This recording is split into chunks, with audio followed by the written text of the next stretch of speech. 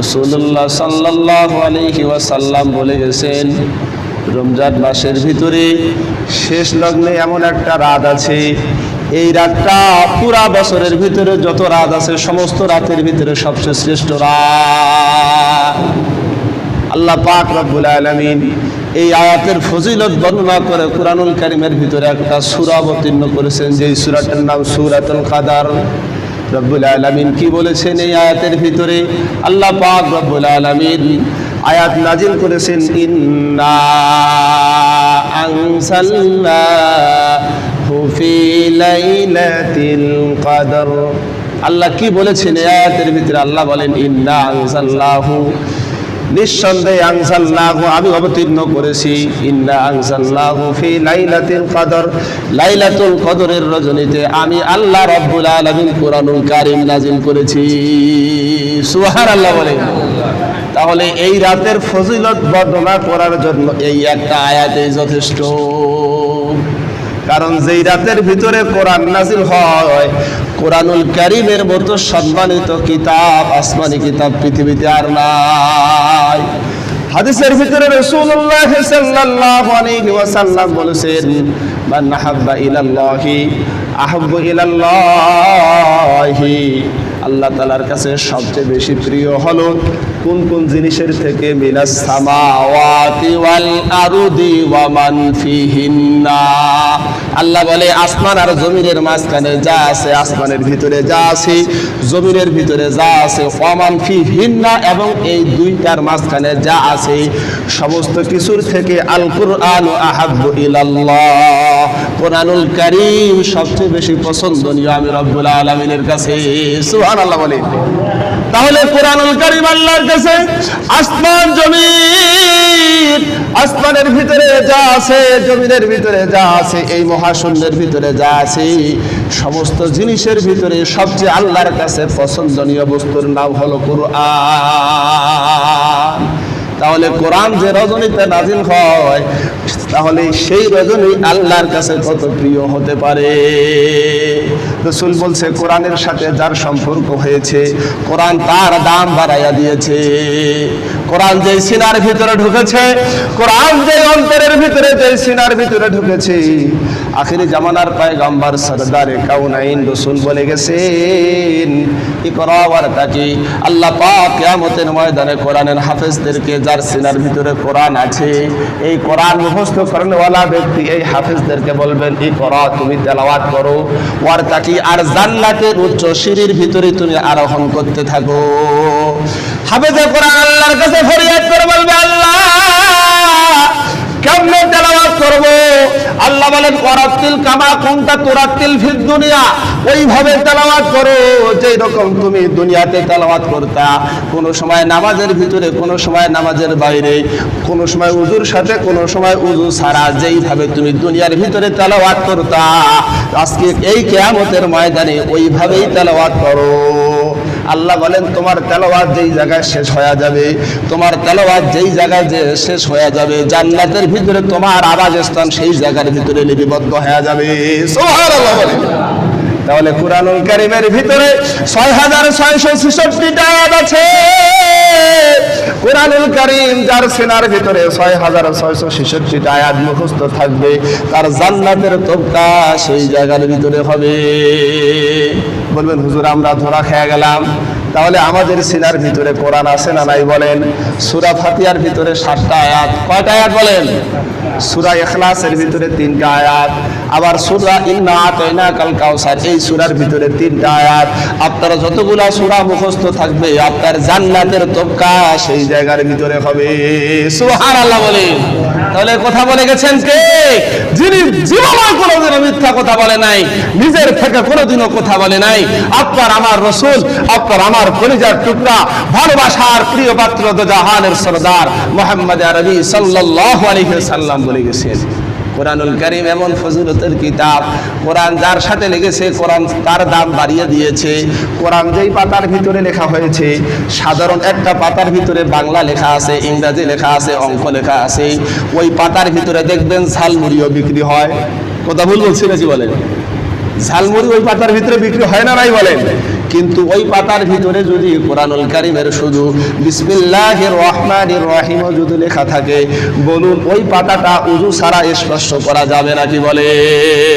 যাবে নাকি বলেন? তাহলে কোরআন যেই পাতার সাথে লেগেছে, কোরআন তার দাম বাড়িয়ে দিয়েছে। কোরআন যেই কাপড়ের সাথে লেগেছে, আমরা পাঞ্জাবি পরি 500 টাকা, 550 টাকা, 1000 টাকা গজের পর্যন্ত জামা মানুষ শরীরের ভিতরে গায়ে দেয়, কিন্তু কোরআনের একটা জুজদান বাড়ায় 30 টাকা দামের কাপড়ের। কিন্তু বলেন মানুষ 1000 টাকার কাপড়ে কোনোদিনও চুমা দেয় না, ময়লা পড়লে ছাইরা ফেলায়। আর কোরআনের কারিমের 30 টাকা দামের গজের একটা কাপড়, একটা জুজদান বানিয়েছে। কোরআন পড়া শেষ, এবার মুখের কাছে নিয়ে আইসা চুমা দেয়, ঠিক কিনা বলেন? তাহলে দাম বাড়িয়ে দিয়েছে কে বলেন? ও আল্লাহ পাক রব্বুল আলামিন কোরআনুল কারীমের এমন দাম বাড়িয়ে দিয়েছে। আল্লাহ বলেছে দুনিয়াতে যত কিছু আছে, যত প্রিয়, যত মানুষের যত প্রিয় বস্তু আছে, তার থেকে আমি আল্লাহর কাছে মান আহাব্বু ইলাল্লাহ, আমি আল্লাহর কাছে সবচেয়ে বেশি পছন্দনীয় হলো কুরআন। এই কুরআন নাযিল হয়েছে লাইলাতুল কদরের রজনীতে। সুবহানাল্লাহ বলে। এই সূরা যখন নাযিল হয়, আখিরি জামানার পয়গম্বর সরদারে কাওনাইন রাসূলুল্লাহ সাল্লাল্লাহু আলাইহি ওয়াসাল্লাম সাহাবায়ে কেরামের মাঝে একদিন বনি ইসরাইলের এক আবেদের ঘটনা শোনালেন, যে বনি ইসরাইলের ভিতরে আল্লাহর এমন একজন বান্দা ছিল, যেই বান্দা 1000 মাস টানা আল্লাহ রাস্তার ভিতরে শুধু জিহাদের ভিতরেই মগ্ন ছিল, কোনোদিনও হাত থেকে তরবারি ফেলায় নাই। টানা 1000 মাস আল্লাহ রাস্তার ভিতরে সে জিহাদের ভিতরে লিপ্ত ছিল। সাহাবায়ে কেরাম রাদিয়াল্লাহু আনহুম রাসূলের মুখে এই কথা শুনে সাহাবায়ে কেরাম ঈর্ষান্বিত করা শুরু করে দিল। কয় হায় রে, বনি ইসরাইলের মানুষেরা কি পরিমাণের হায়াত পেয়েছে, আমরা আখিরি জামানার পয়গম্বরের উম্মত, আমাদের গড় হায়াত হলো 60 বছর থেকে 62 বছর। গড় হায়াত কত? 60 বছর থেকে 62 বছর। আমাদের হায়াত এত কম। আমরা যদি বনি ইসরাইলের মতো হায়াত পাইতাম, আমরাও আল্লাহর ইবাদত বেশি বেশি করে করতাম। সাহাবায়ে কেরাম মনে মনে ঈর্ষান্বিত হয়ে মনে মনে ভাবতেছে, রাসূল এই ঘটনা বয়ান করছে, এমন সময় জিবরিল আলাইহিস সালাম আল্লাহর পক্ষ থেকে সূরা কদর নিয়ে রাসূলের কাছে চলে এসেছে। জিবরিল আলাইহিস সালাম এসে বলে, ইয়া রাসূলুল্লাহ, হে হাবিবাল্লাহ, আপনার সাহাবারা মনের ভিতরে ঈর্ষান্বিত করতেছে, আল্লাহ তাদের আশ্বস্ত করার জন্য সূরা কদর দিয়ে দিলেন। আল্লাহ এই সূরার ভিতরে বলেছেন, প্রথমে আল্লাহ বলেন ইন্না আনজালনাহু ফি লাইলাতিল কদর। আল্লাহ বলেছেন নবীজি সাহাবায়ে কেরামকে আপনি জানিয়ে দেন, আমি লাইলাতুল কদরের রজনীতে কুরআনুল কারীম নাযিল করেছি। এখন যখন লাইলাতুল কদর শব্দটা আসছে, সাহাবায়ে কেরাম লাইলাতুল কদর সম্পর্কে জানে না, রাসূলও জানে না। এবার আল্লাহ জিজ্ঞেস করতেছেন নবীজিকে, ওয়ামা আদরাকা মা লাইলাতুল কদর। আল্লাহ নবীজিকে জিজ্ঞেস করতেছেন, নবীজি আপনি কি লাইলাতুল কদর সম্পর্কে কিছু জানেন নাকি? নবীজি তো জানে না, কিন্তু আল্লাহ কেন এই প্রশ্ন করলেন? আল্লাহ নবীজির ভিতরে আরো আগ্রহ তৈরি করার জন্য বলতেছে, নবীজি লাইলাতুল কদর কি, এটা কি আপনি জানেন? এটা আরো নবীজি যেন আগ্রহ তৈরি হয়, এজন্য আল্লাহ এই প্রশ্ন করলেন, ওয়ামা আদরাকা মা লাইলাতুল কদর। নবীজি আপনি জানেন লাইলাতুল কদর কি, এটার মান কি, মর্যাদা কি? এবার আল্লাহ উত্তর দেয়, লাইলাতুল কদরি খায়রুম মিন আলফি শাহর। আল্লাহ জানিয়ে দিলেন নবীজি লাইলাতুল কদর এমন একটা রাত, এই রাতে কেউ যদি একটা রাত ইবাদত করে, 1000 মাস আল্লাহ রাস্তার ভিতরে টানা ইবাদত করার সওয়াব আল্লাহ বান্দার আমলনামায় দিয়ে দিবে। সুবহানাল্লাহ বলে। তাহলে একটা রাত কোন বান্দা যদি ইবাদত করতে পারে, 1000 মাস খাওয়া দাওয়া দুনিয়ার সংসার সবকিছু ফেলে রেখে সব সময় 24 ঘন্টা আল্লাহ রাস্তার ভিতরে ইবাদত করলে যেই সওয়াব, একটা রাতে ইবাদত করলে আল্লাহ বান্দার আমলনামার ভিতরে সেই সওয়াব দিয়ে দেয়। সুবহানাল্লাহ বলে। তাহলে এই রাতে ইবাদত করার দরকার আছে না নাই বলেন? এই রাতের আবার ফজিলত পরবর্তী আয়াতে আল্লাহ এই রাতের আরো ফজিলত তুলে ধরছে।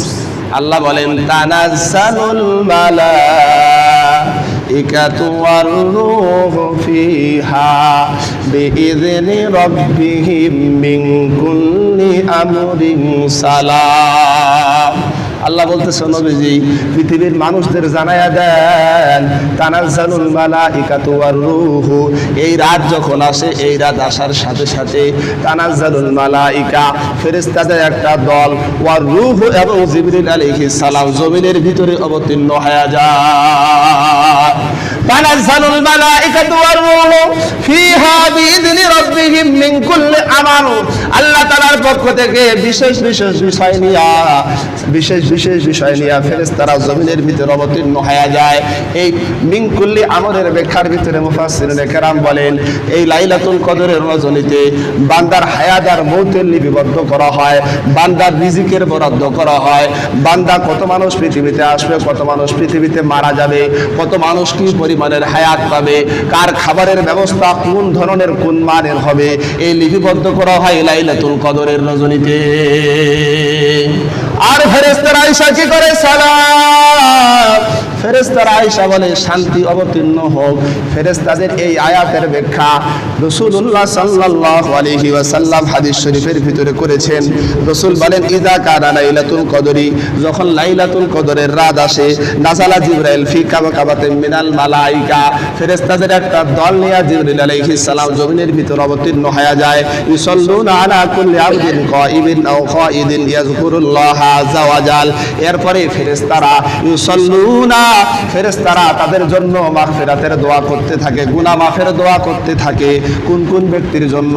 আলা কুল্লি আবদিন কাইবিন, আল্লাহর যে সমস্ত বান্দার বান্দিরা দাঁড়াইয়া আল্লাহর ইবাদত করে, আও কাইদিন অথবা বসে বসে আল্লাহর ইবাদত করে, ইয়াযকুরুল্লাহ আযজা ওয়া জাল, যারা আল্লাহ নামের জিকির করে, আল্লাহর জিকিরের আজকারের ভিতরে মুশগুল হয়ে যায়, ফেরেশতারা তাদের জন্য গুনাহ মাফের দোয়া করতে থাকে। সুবহানাল্লাহ বলে। কতক্ষণ পর্যন্ত চলে? আল্লাহ বলে হিয়া হাত্তা মাতলাইল ফাজর, যতক্ষণ পর্যন্ত ফজর উদিত হয় না ততক্ষণ পর্যন্ত এই মাসুম ফেরেশতারা বান্দাদের গুনাহ মাফের দোয়া করতে থাকে। সুবহানাল্লাহ বলে। এখন আসুন এই লাইলাতুল কদর কোন সময় সংগঠিত হয়? রাসূলুল্লাহ সাল্লাল্লাহু আলাইহি সাল্লাম হাদিস শরীফের ভিতরে বলেন তাহাররু লাইলাতুল কদরি, তোমরা লাইলাতুল কদর তালাশ করো ফিল আশরিল আওয়াখির মিন রমাদান, রমজানের শেষ দশকের বেজর রজনীতে লাইলাতুল কদর তালাশ করো। তাহলে রমজান মাস যখন শেষ লগ্নে চলে আসবে, যখন নাজাতের দিনগুলো শুরু হয়ে যাবে, 21তম তারাবি শুরু হয়ে যাবে, তখন থেকে লাইলাতুল কদর তালাশ করা শুরু হয়ে যাবে। 21শে রমজান হতে পারে, 23শে রমজান হতে পারে, 25শে রমজান হতে পারে, 27শে রমজান হতে পারে, অথবা 29শে রমজান লাইলাতুল কদর সংগঠিত হয়। শুধু 27 তারিখে মসজিদে আইসা নফল নামাজ পড়লাম, জিকির আজকার করলাম, একদিন ইচ্ছা মতো করলাম, বাকি দিন ছেড়ে দিলাম, যদি সেদিন না হয় তাইলে কিন্তু ধরা খেয়ে গেলাম। কি বলেন, ঠিক কিনা? তাহলে রসুল যদি লাইলাতুল কদর নির্দিষ্ট হায়া থাকতো, তাহলে রসুল তো নির্দিষ্ট করে বলে দিত যে লাইলাতুল কদর 27 রজনীতে হায়া থাকে। তাহলে লাইলাতুল কদর 21 তারিখও হওয়ার সম্ভাবনা আছে, 23 তারিখ, 25 তারিখ, 27 তারিখ, 29 তারিখ, 5 দিন যে কোনো একদিন লাইলাতুল কদর সংগঠিত হবে।